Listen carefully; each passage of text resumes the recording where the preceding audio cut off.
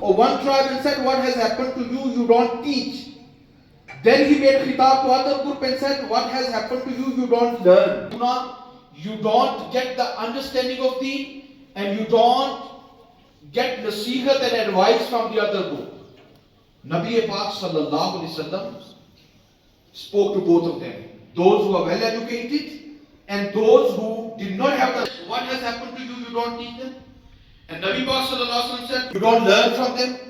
Meaning, teaching is also necessary and learning is also necessary.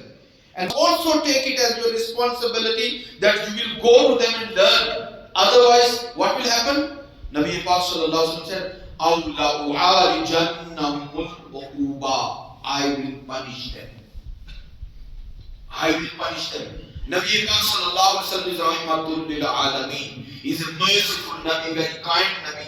And he is the one who is saying that learn the